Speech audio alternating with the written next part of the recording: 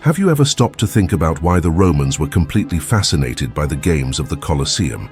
In a society marked by inequality, daily struggle, and a constant search for escapism, these arenas became the stage for extreme emotions. But what many don't realize is that these spectacles went far beyond entertainment. They were tools used to manipulate, control, and distract the masses.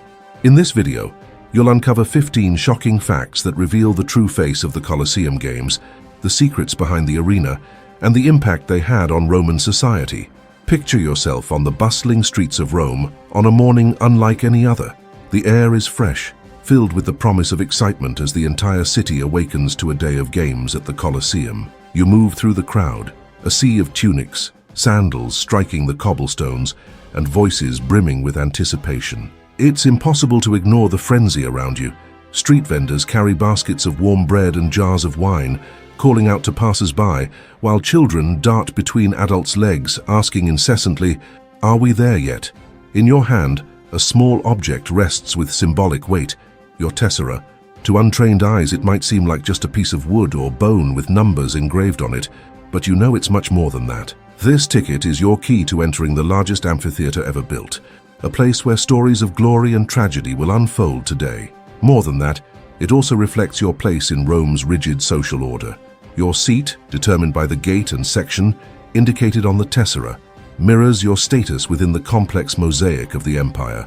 You arrive at the outskirts of the Colosseum, and it looms before you like a living mountain of stone. Its 80 gates, aligned with near-divine precision, seem like portals to another world. Roman guards, imposing in their armor glinting under the morning sun, are stationed at each entrance.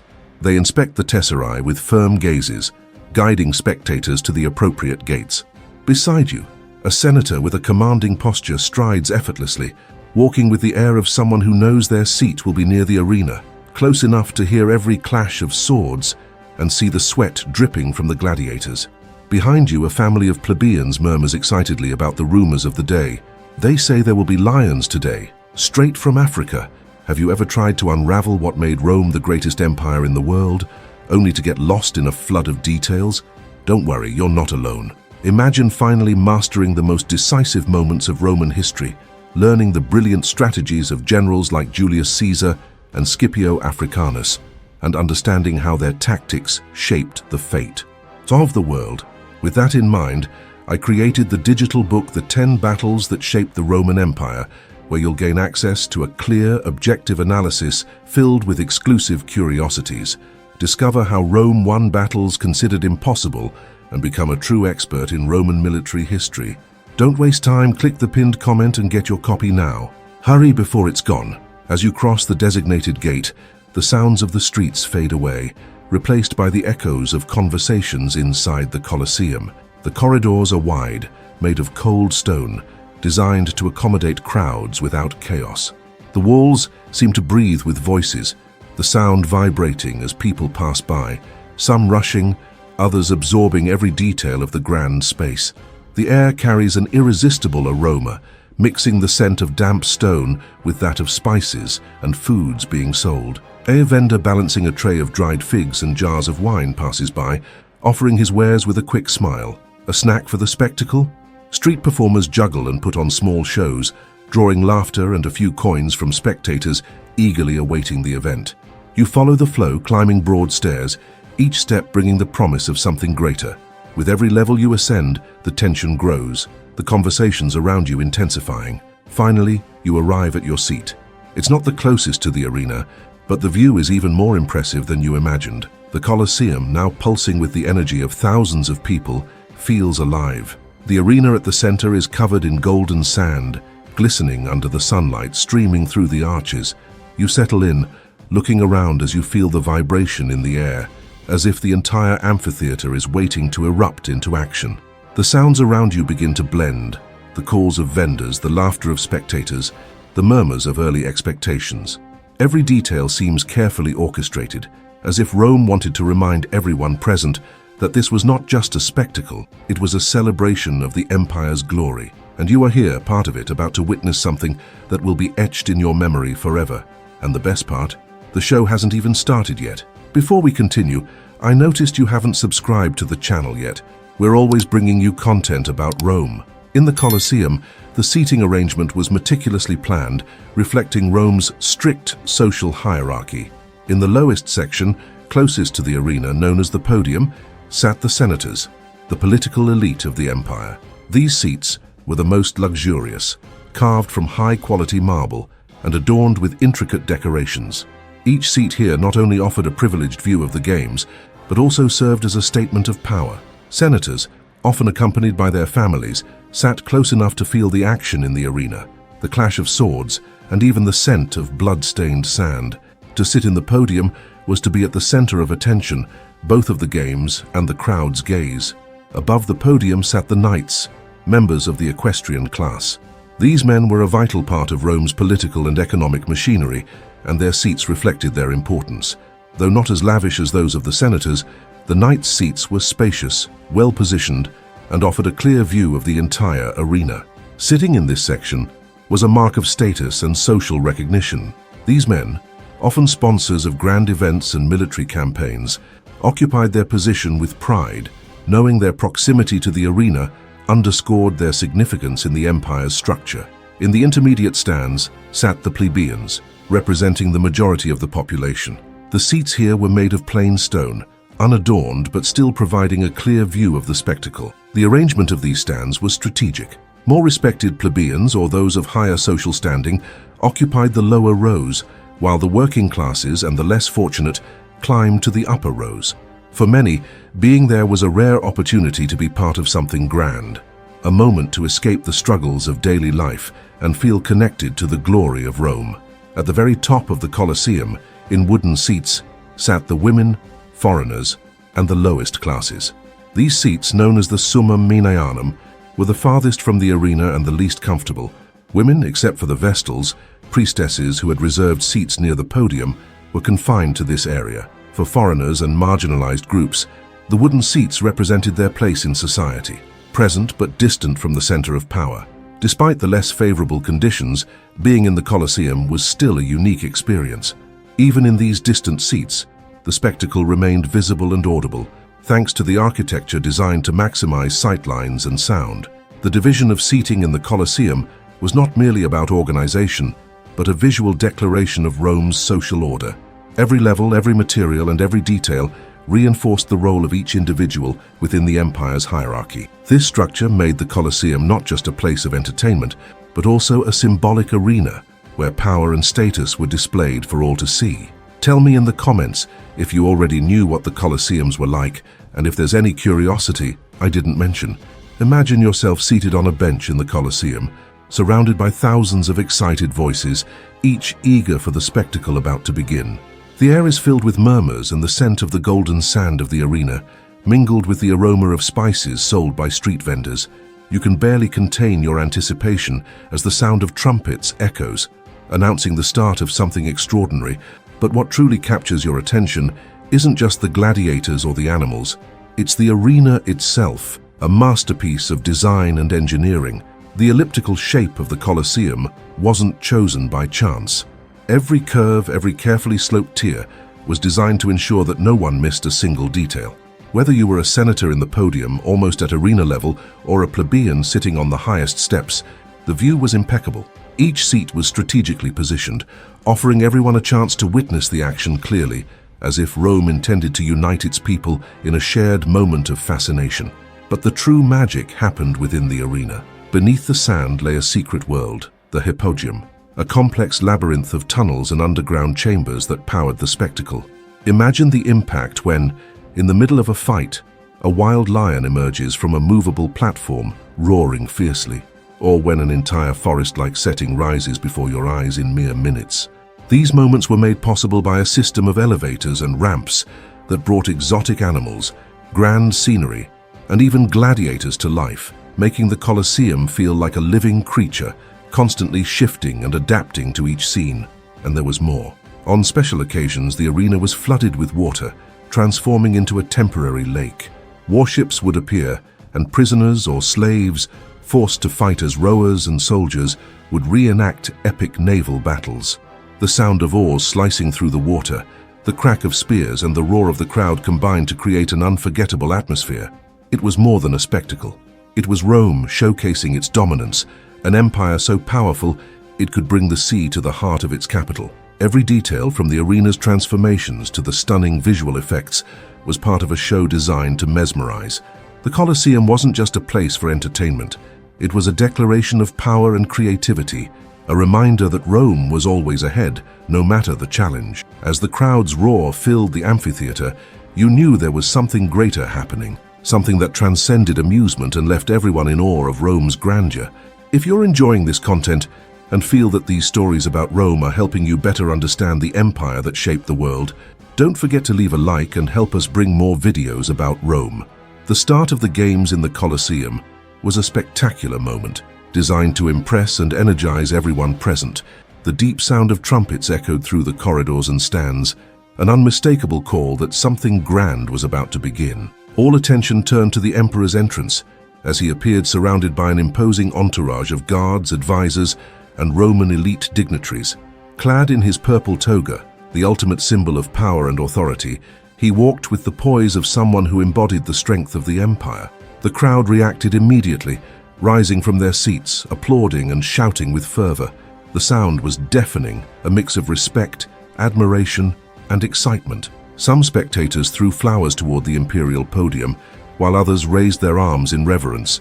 The emperor, with a simple wave or subtle smile, could further ignite the crowd's passion. It was impossible not to feel the energy of the moment. His presence seemed to electrify the air, turning the environment into a spectacle even before the combats began. The podium reserved for the emperor was strategically positioned, offering the best view of the arena and highlighting his figure for the entire Colosseum.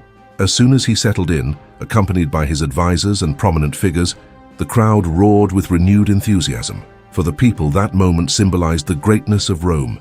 The emperor, the supreme leader, was there among them, watching the same spectacle, sharing the same experience. The trumpets sounded again, this time in an even more solemn tone, announcing that the games were officially open. The audience erupted in excitement as the arena stood in silent anticipation of the first act. The tension was almost tangible, and spectators from all classes knew they were about to witness something extraordinary. The emperor's presence was not just symbolic, it elevated the event into a landmark occasion, something that would remain in Rome's collective memory. Every detail of this opening ceremony was meticulously planned to reinforce the grandeur of the empire and to remind everyone, senators or plebeians, that they were part of something greater. The spectacle had yet to begin, but the emotion had already gripped every corner of the Colosseum. And don't forget to get your digital book, The 10 Battles That Shaped the Roman Empire. It's crucial to secure your copy now before they're sold out. The iron gates creak open, and the Colosseum, already pulsing with the energy of the crowd, seems to hold its breath. All eyes turn to the arena, where a procession of imposing figures begins to emerge. The gladiators enter in formation, their armor gleaming under the sun, their weapons firmly gripped as if they already anticipate the combat. Each step on the golden sand is calculated. Every movement exudes strength and determination. They do not walk like ordinary men. They march with a presence that feels almost choreographed, their attire reflecting the roles they will play. There is the retiarius, holding his net and trident like a fisherman ready to ensnare his prey. The mumio, with his large shield and short sword, evokes a soldier in an epic battle. Each gladiator has a style, an identity.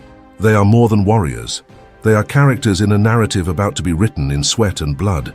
When they reach the center of the arena, a respectful silence falls over the amphitheater.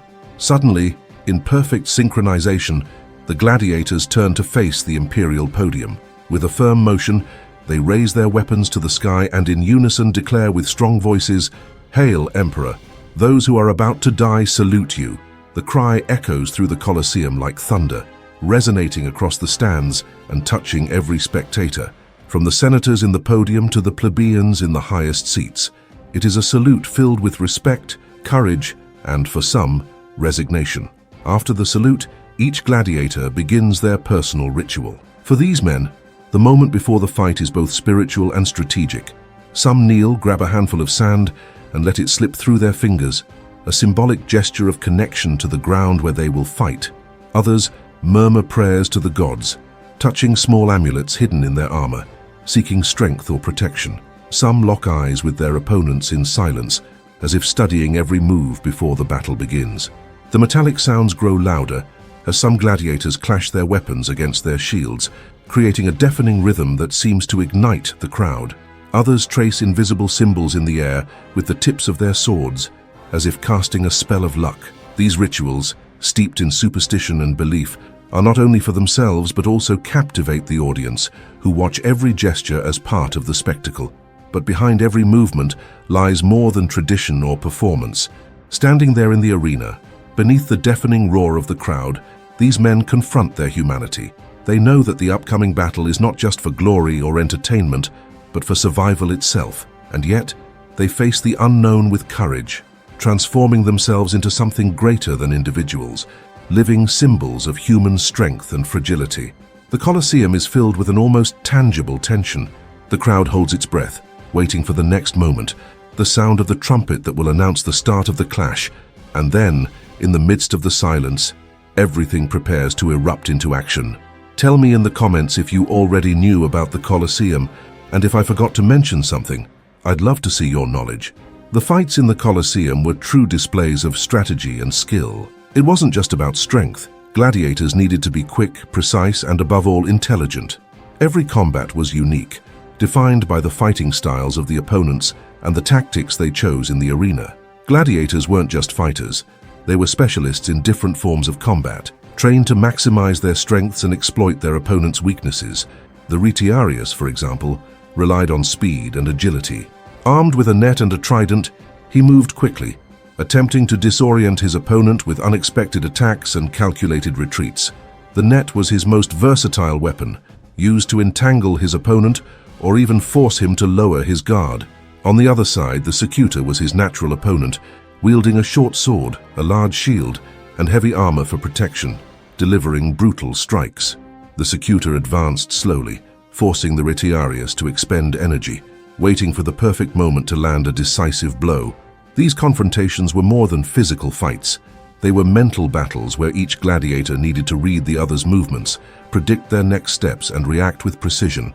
The arena became a stage of constant tension, where every step, every attack, and every defense could mean the difference between victory and defeat. The audience followed every movement closely, reacting to every strike or skilled evasion. The crowd cheered, shouted advice, and made their preferences known. The energy was electrifying, but the most emotionally charged moment was the conclusion of the fight. When a gladiator fell, disarmed, wounded, or unable to continue, the entire Colosseum was gripped by an almost palpable tension. The arena fell silent as everyone awaited the verdict. The fate of the defeated lay in the hands of the emperor, but the crowd played a crucial role in this moment. Spectators made gestures with their thumbs to indicate their desires. Thumbs up meant the defeated would be spared. Thumbs down meant he would face death right there. The emperor, seated on his throne in the podium, observed the crowd's reaction, gauging the mood and making the final decision with a hand gesture. The anticipation enveloped everyone as the verdict was sealed. For the victor, the deafening applause of the crowd was the reward for their courage and skill. The roar of the audience was proof that they had earned glory, at least for that day. For the defeated, their fate depended on the whims of the crowd and the clemency of the emperor. They might be spared, bearing the scars as reminders of their fight, or meet their end on the arena's sand under the watchful eyes of thousands of spectators. These fights were not just about entertainment. They reflected the strength, discipline, and hierarchy that defined Rome. Each combat was a reminder of the emperor's absolute power and the audience's role as part of the spectacle, turning every event into a blend of art, strategy, and brutality. So are you enjoying these facts about the Colosseum? Before we continue, make sure you're subscribed to the channel. We're always bringing content about Rome. Imagine yourself seated in the Colosseum, the grandest stage of the Roman Empire, as the sound of trumpets echoes to announce the intermission. You think it's a moment to rest, but you realize you're mistaken. The arena, far from quieting down, is about to transform into a new spectacle. Workers rush to prepare the space. The crowd murmurs with anticipation, and the excitement in the air grows. Suddenly, the massive gates of the arena open, revealing a parade of creatures that few in the crowd have ever seen before. A majestic lion emerges first, its deep roar reverberating through the stands. Behind it, elegant and agile tigers stride in, followed by towering elephants, mountain bears, and crocodiles from the Nile. Each animal is a living reminder of the vast reach of the Roman Empire, showcasing its power to bring the exotic to the heart of Rome. These creatures are not there merely to be admired. Facing them are the Venatores, skilled hunters armed with spears, bows, and nets, ready to engage these beasts in battles that seem drawn from legends. The crowd holds its breath as one Venator attempts to snare a leaping tiger, while another confronts the charge of an elephant. Every move is a choreography of survival and mastery, a deadly dance between man and nature. But the intermission doesn't stop there. On special occasions, the arena welcomes female warriors. They enter with determination, dressed for battle, wielding swords and shields.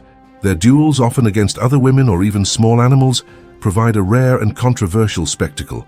Some in the audience cheer, admiring their courage and skill, while others watch in disbelief, feeling that the arena should remain a domain for men. Regardless, they captivate the audience, adding an unexpected layer to the show. Then, the atmosphere in the arena shifts. The gates open once more, and the sound of dragging chains fills the air. It's time for public executions. Prisoners of war, criminals, and condemned slaves enter, many dressed as characters from Roman myths. These deaths are not mere punishments. They are meticulously choreographed performances. A condemned man might be forced to enact the role of Icarus, meeting a tragic end as he falls, or Prometheus, bound and attacked by a wild animal. The crowd watches with a mix of fascination and horror, knowing that these spectacles reinforce Rome's power and justice. Finally, the most breathtaking moment of the intermission arrives. The golden sand of the arena begins to disappear, replaced by water that rapidly fills the space, transforming it into an artificial lake. The audience watches in awe as warships emerge, manned by prisoners and slaves. The Naumachia, simulated naval battles, commence with an explosion of action. Oars cut through the waters, arrows streak through the air, and spears clash against shields. The boats crash violently into one another as the crowd screams and applauds with every dramatic move. The flawless execution of these performances is a testament to the empire's power, which commands not only the land, but also the seas. These intermissions at the Colosseum were far more than breaks between gladiatorial combats. They were spectacles in their own right, carefully designed to impress, entertain, and reaffirm the greatness of Rome. Every moment was a display of strength, control, and creativity. And as the intermission ended, the promise of even greater thrills kept the audience's eyes fixed on the arena. With the battles over, the Colosseum entered a new phase of activity. The arena, now a field marked by blood, churned sand, and remnants of combat, needed to be restored.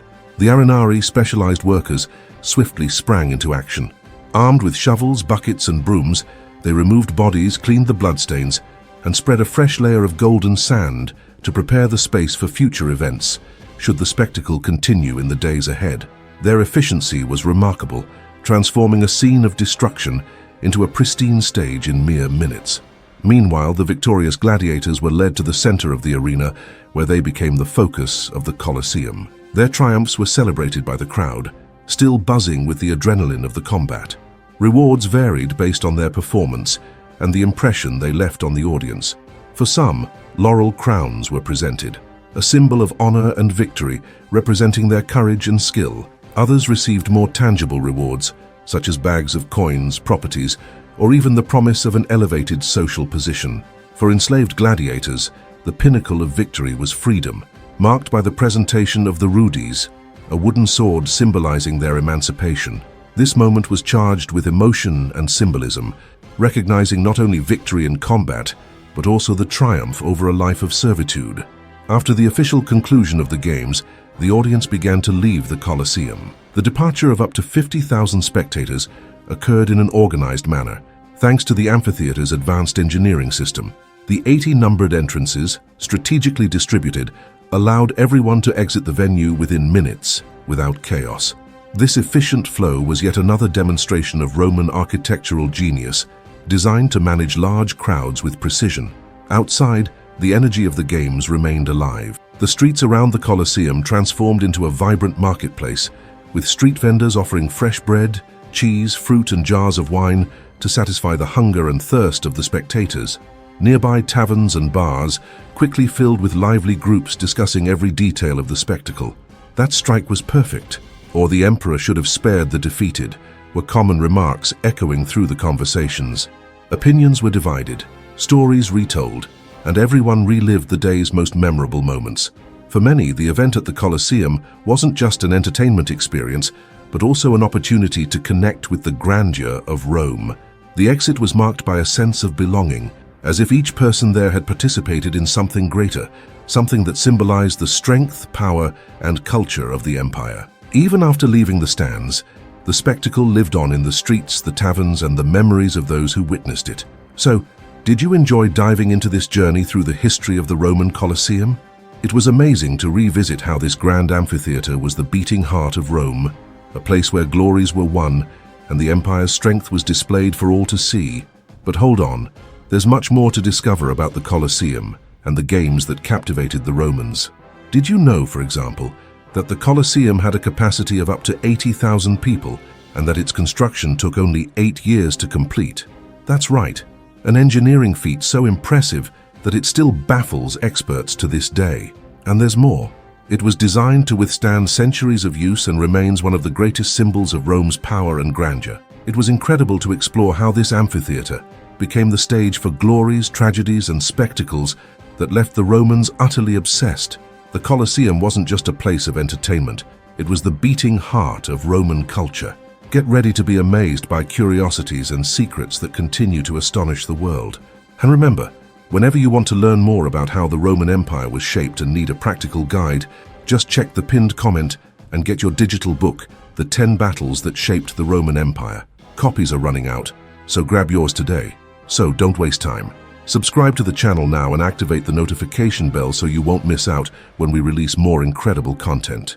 And of course, if you enjoyed today's video, leave us a like. It really helps us keep bringing you more amazing stories like this one. Thank you for watching, and we'll see you in the next video.